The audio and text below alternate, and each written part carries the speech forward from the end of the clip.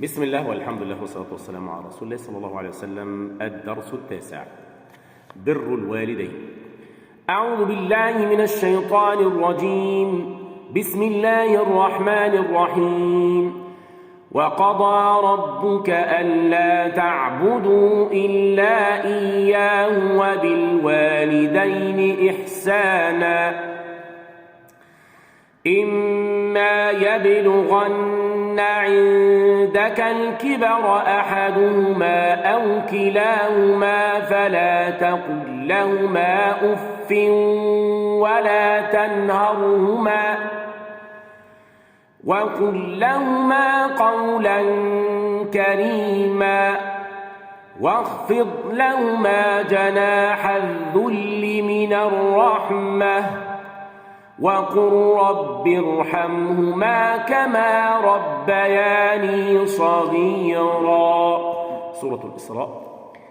طبعا الآيات دي عظيمة جدا، عظيمة جدا جدا جدا. الله عز وجل يأمر: قضى ربك ألا تعبدوا إلا إياه وإيه تاني؟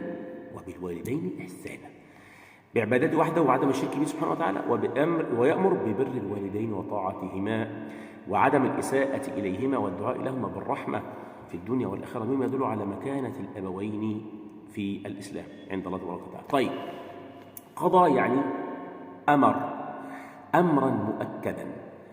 أف هي أقل كلمة في اللغة العربية تؤدي أف أف. أي حاجة دي قد إيه؟ لأبوك وأمك يا خبر أبيض. ولا تنهرهما، لا ترفع صوتك عليهما. طيب، صوتك عليهما قولا كريما أي لطفا فيه تأدب واحترام مهما كان، حتى لو كفار مش مسلمين. تمام. واخفض لهما جناح الذل من الرحمة أي تذلل لهما وتواضع. مش هتخانق مع عمي وابويا وراح احاكمهم في المحكمة وارفع قضية عليهم، دي قلة أدب وقلة أصل. تمام. سئل الإمام الشافعي: هل يخاصم رجل والديه؟ قال: ولا يخالف نعليهما. الشبشب بتاع أبوك وبتاع أمك ما خالفهمش، ما سيبهمش، مش هخالف ابويا وامي. حاجه بصراحه استغفر الله العظيم يا رب. امر الله تعالى المؤمنين في هاتين الايتين بحقين هما: الحق الاول قصر العباده عليه تعالى وحده دون سواه، والحق الثاني بر الوالدين. لما قصر الله تعالى العباده عليه؟ لانه هو الاله الحق الذي يستحق العباده بلا منازع سبحانه وتعالى ولا شريك. ما كانت بر الوالدين بقى من اعظم الحقوق على الانسان، ويدل على مكانة الوالدين ووجوب برهما. طيب، نعمل ايه؟ ان يتلطف الولد معهما في الكلام، مش في ايه يا اما في يا اما يا ولد ابا بقول لك يا ابا، يا سلام يا ولد، ينفع؟ هذا لا يجوز ابدا. الا يرفع صوته على والديه ويتكلم، الصوت بس النبره، ما تعدي صوت ابوك وامك. والذي يعرف حق الام والاب الذي يفقدهما، يعني لو امي عايشه ادوس، يعني بص رجليها كده بتساعد عارضين على الارض، انا ابوس كده قدم امي وقدم ابويا، ده حق سبحان الله العظيم. فاللي بيحصل ويسيب امه تاكل لوحدها في رمضان وتقعد لوحدها في شقه اوضه لوحدها ساكنه، وهو قاعد مع مراته وعياله وسيبها، يا نهار ابيض. يعني في حصل، انا قابلت ست كبيره بقول لها: يا انت ليه جبرك قاعده في رمضان لوحدك؟ تقول لها: حنن على قلبهم عليها ازاي يا ابني؟ هتحنن على قلب اولادها عليها ازاي وابنها عليها ازاي؟ وسايباها لوحدها في رمضان، ست كبيره مسنه 70 سنه. يا نهار ابيض، حاجات مرار، بنشوف حاجات غريبه. طيب، الا يرفع الصوت، مش ان هو يسيبها ويهملها ويسيبها عيانه بتموت بتاعي، مش مشكله. الا يتلفظ بكلمه يغضبهما حتى ولو كانت قليله مثل اف، بل ينبغي عليه ان يلين لهما القول في كل حال، وخاصه في حال كبرهما، والكبر لاحكام. اديتك عمرها كله ليك، ارضعتك من دمها ولحمها، كبرتك زي الحيطه كده من دمها ولحمها، وفي الاخر الجزاء انك ترميها. هل جزاء الاحسان الا الاحسان؟ سبحان الله. بل ينبغي على ان يلين لهما القول في كل حال، وخاصه في حال كبرهما او كبر احدهما، واجعل ذلك جزاء لرحمتهما به في صغره. كنت بتشيلك وترضعك وتعمل عليها نيله وتتنيل، وكل حب تنظفك وتعملك وتحميك وتشربك بكل حب كل رضا، وتتعوج ومش عايز لا عايز دي حاضر يا حبيبي ومش ده طب يا حبيبي، وفي الاخر جزائها انك انت ترميها، او جزائها انك انت تختلف انت وامك وابوك عشان مراتك وتروح تشتكيها في المحكمة؟ حاجة تقرف، يعني حاجة غريبة. ألا يكتفي الولد برحمته ولطفه بأبويه، بل يسأل الله عز وجل أن يرحمهم. ده دعاء: اللهم ارحم أبوي يا رب العالمين كما ربياني صغيرا، اللهم آمين. واخفض لهما جناح الذل من الرحمة. شبه الإنسان بطائر له جناح يخفضه فيتقرب من الأرض ليحنو على صغاره، فكذلك الولد يتواضع مع والديه. استفدنا ايه؟ قصر العباده على الله وحده، البر والاحسان بالوالدين واجب شرعي، لا تجوز الاساءه الى الوالدين ولا بالقول ولا بالفعل. ينبغي المسلم ان يستغفر والديه وان يدعو لهما بالرحمه. طيب الكلام ده احنا قلناه ببساطه جدا، حكم الله سبحانه وتعالى بان اهم مطلوبات هذا الدين هو عباده الله عز وجل وحده، وبه نزل جميع الانبياء لا شريك له. لا ثم أتبع بعد ذلك بالإحسان بالوالدين في كل الأوقات، حتى إذا بلغ الكبر فلا يتضجر من خدمتهما والإحسان إليهما، بل يدعو لهما ربه بالرحمة قائلا: رب ارحمهما كما ربياني صغيرة. انتهى الدرس يا عم الحاج حلبس. طيب ناخد الدرس اللي بعده على طول. الدرس العاشر للصف الأول الإعداد الأزهري. أعوذ بالله من الشيطان الرجيم. بسم الله الرحمن الرحيم. إن الذين قالوا ربنا الله ثم استقاموا تتنزل عليهم الملائكة ألا تخافوا ولا تحزنوا وأبشروا بالجنة التي كنتم توعدون. نحن أولياؤكم في الحياة الدنيا وفي الآخرة ولكم فيها ما تشتهي أنفسكم ولكم فيها ما تدعون نزلا من غفور رحيم. طبعا استقامة وأثرها في حياة الفرد والمجتمع. الثبات على الدين على الإيمان في حياة الفرد تبين أن الملائكة يدافعون عن الذين آمنوا وأنها سبب في دخول الجنة. استقاموا أي ثبتوا على الإيمان وما يقتضيه من سلوك قوي. ألا تخافوا الخوف انزعاج النفس من توقع مكروه يصيبها في المستقبل، ولا تحزنوا الحزن انزعاج يصيب النفس من فوات الشيء في الماضي. نحن أولياؤكم أي أنصاركم على الخير وأعوانكم على الطاعة. تدعون أي تتمنون وتطلبون. نزلا أي ما يعد للضيف من إكرام. طيب تتحدث هذه الآية عن أثر الاستقامة في حياة الفرد والمجتمع. تبين آيات أن المؤمنين الذين قالوا بصدق وإخلاص ربنا الله عز وجل وحده لا شريك له، ثم استقاموا في سلوكهم وأخلاقهم وأقوالهم وأفعالهم، فكانوا مؤمنين حقا مسلمين صدقا وثبتوا على ذلك. طب ما جزاء المؤمنين إن ثبتوا على الاستقامة؟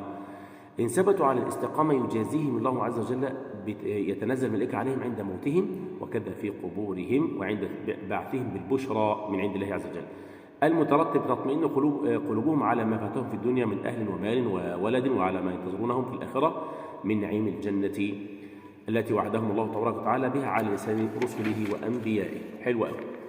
نحن أولياؤكم أي لما كان المؤمن عون المؤمن في الدنيا على طاعة الله فسيكون أيضا عون لهم في الآخرة.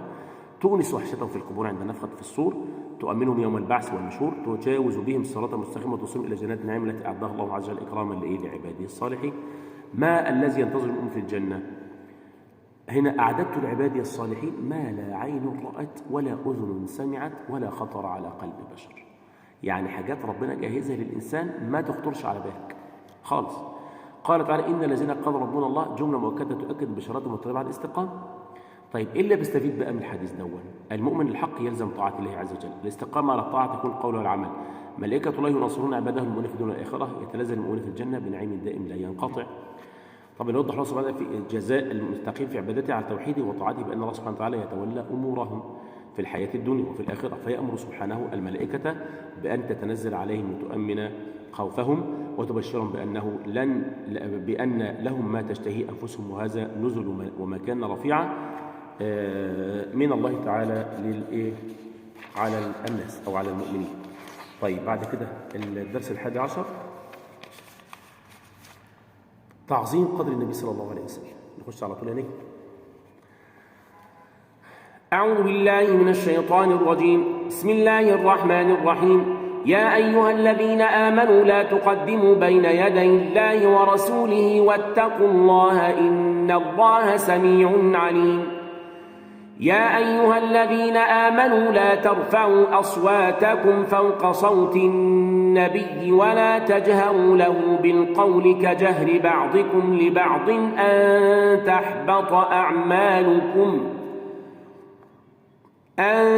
تحبط أعمالكم وأنتم لا تشعرون إن الذين يغضون أصواتهم عند رسول الله أولئك الذين امتحن الله قلوبهم للتقوى لهم مغفرة وأجر عظيم إن الذين ينادونك من وراء الحجرات أكثرهم لا يعقلون ولو أنهم صبروا حتى تخرج إليهم لكان خيرا لهم والله غفور رحيم. طبعا الآيات بتوجه المؤمنين إلى التأدب عند التعامل مع رسول الله صلى الله عليه وسلم. وفي أدب أول حاجة عدم التسرع أو التعجل بالقضاء في أمر قبل أن يقضي الله فيه سبحانه وتعالى، عدم رفع الصوت على النبي صلى الله عليه وسلم في حياته وعند قبره وبعد مماته، وأن يخاطبوا بوصف النبوة والرسالة نبي الله رسول الله صلى الله عليه وسلم. طيب المعاني الكلمات لا تقدموا أي لا تقولوا خلاف الكتاب والسنة، واتقوا الله اجعلوا بينكم وبين سخط الله وقاية باتباع أوامره واجتناب نواهيه، ولا تجروا بالقول كجهل بعضكم بعض، لا تجعلوا كلامكم مع رسول الله صلى الله عليه وسلم مثل كلامكم مع غيره، أن تحبط أعمالكم أن يبطل ثوابها، يغضون أن يخفضون الصوت، امتحن الله قلوبهم طهرها ونقاها واختبر الإيمان فيها. الحجرات جمع حجرة الأوضة يعني في بيوت النبي صلى الله عليه وسلم، وراء الحجرات طيب أي خارجها. الغرض من الأدب التي أمر الله تعالى بها عز وجل المؤمنين، هذه الآداب التي أدب الله تعالى عز وجل بها عباده المؤمنين فيما يعملون به الرسول صلى الله عليه وسلم من التوقير والإحترام والتبجيل والإعظام. ما الأدب الأول؟ ألا يتعجلوا بالقضاء في أمر قبل أن يقضي فيه الله ورسوله، بل يكونوا تبعا لقضاء الله ورسوله في جميع الأمور. العلة إذ ربما يتعجلون في حكم بغير حكم الله ورسوله فيقعون في الحرج، فالله عز وجل يسمع ما يقولون ويعلم ما يفعلون. عما نهى الله عز وجل المؤمنين في هذه الآية فنهاهم عن رفع أصواتهم على رسول الله صلى الله عليه وسلم، فإن ذلك يدل على قلة الاحتشام وترك الاحترام للنبي صلى الله عليه وسلم. طيب إذا خاطبوا النبي وجب عليهم أن يخاطبوا بوصف النبوة والرسالة بالتعظيم والتوقير، فيقول يا رسول الله يا نبي الله، ويقول يا محمد. العلة ولا يقول يا محمد ليه؟ خشية أن يكون استخفافا بقدره صلى الله عليه وسلم، ومثل هذا يضيع ثواب. يعني مثلا لما يكون واحد كبير يا عم الحاج فلان، يا عم الحاج، يا أستاذنا، يا كبير كده، لكن يا محمد مثلا واحد كده صاحبك مثلا كبير قد ابوك او قد عمامك، او تقول لي يا محمد كده الناس تبصك انك انت قليل الادب، فما بالك برسول الله بقى؟ يبقى لابد ان تتادب، هو اولى بالتادب صلى الله عليه وسلم. طيب بين الله عز وجل فضيلة من يخفضون اصواتهم عند الرسول صلى الله عليه وسلم انه طهر قلوبهم ونقاه واعد لهم مغفرة لذنوبهم واجرا عظيما لغضهم اصواتهم وسائر طاعته. طيب لقد امتثل الصحابة لهذا الأمر. أبو بكر لما نزل هذه الآية يا رسول الله والله لا أكلمك إلا كأخي السرار، أي كالذي يتكلم همسا. الجليل ثابت بن قيس كان أصم، كان عنده مشكلة في ودنه، فكان صوته كده عالي، الأصم دايما يبقى صوته عالي، فكان الذي كان بطبيعته عالي الصوت، فلما نزلت هذه الآية قال أنا الذي كنت أرفع صوتي على رسول الله وخاف على نفسه أن يحبط عمله فدخل النار فيدخل النار، فلما بلغ صلى الله عليه وسلم قال ما قاله ثابت قال أصحابه لا بل هو من أهل الجنة، رواه مسلم. إن الذين ينادونك يبقى أشار إلى ما فعله بعض الناس في رفع صوتهم عند ندائهم النبي صلى الله عليه وسلم خلف حجرات أزواجه، فأخبر سبحانه وتعالى أن ما فعلوه لا يتفق مع العقول السليمة والآداب القويمة من مراعاة الاحترام والتوقير لمن يخاطبونه من الناس، فضلا عن أفضلهم وأشرفهم هو رسول الله صلى الله عليه وسلم. وكان من الواجب عليهم أن يصبروا حتى يخرج إليهم. يعني رايح واحد السلام عليكم يا محمد، بدل واحد محمد يا محمد، مش يا محمد يا عم انت بتهيص كده ليه؟ حتى يخرج اليهم ولو تعجلوا بندائه بتلك الصوره الخاليه من الادب، وهذا خير لهم في دينهم ودنياهم. طيب حذف المفعول في قوله تقدموا فلم يذكر شيئا، العله ليه بقى؟ ليشمل كل منكم أن يقدم على حكم الله ورسوله. وكرر مرتين قال يا الذين آمنوا ليلتفت انتباه المؤمنين إلى الحديث عشان يسمعوا كويس. نستفيد إيه من الكلام ده بقى؟ لا يجوز أن يقدم المسلم حكما على حكم الله ورسوله. علو قدر النبي ورفعته شأنه، خفض الصوت من الآداب التي ينبغي مراعاتها عند رسول الله صلى الله عليه وسلم في حياته بعد انتقاله إلى الرفيق الأعلى، كأن يسمع المسلم حديثه في مجلس علم، فلا يجوز له أنا قاعد في مجلس علم في حديث رسول الله ما ارفعش صوتي. تعمد الجهر بالصوت عند رسول الله محبط العمل، نداء النبي ليس كنداء غيره، وكذلك الحديث. الرسول هو سيد الأنبياء والمرسلين وتوقيره واجب وحبه وطاعته وطريقنا إلى الجنة، فيجب علينا ألا نرفع أصواتنا في حضرته صلى الله عليه وسلم وعند وجوده. وقد بين الله تعالى أن رفع الصوت هذا قد يؤدي إلى بطلان الأعمال، ثم بين حال من يخفضون أصواتهم عند رسول الله بأن قلوبهم نقية ولهم من الله مغفرة وأجرا عظيم. وذكر سبحانه وتعالى ذلك أدبا آخر، هو أنه يجب أن ننادي النبي صلى الله عليه وسلم بما يليق به من التحريم، فلا نناديه باسمه مجردا. ما ينفعش أقول يا محمد، ما ينفعش يا أيها النبي. تمام كده انتهى الدرس يا أستاذنا. حل القصة.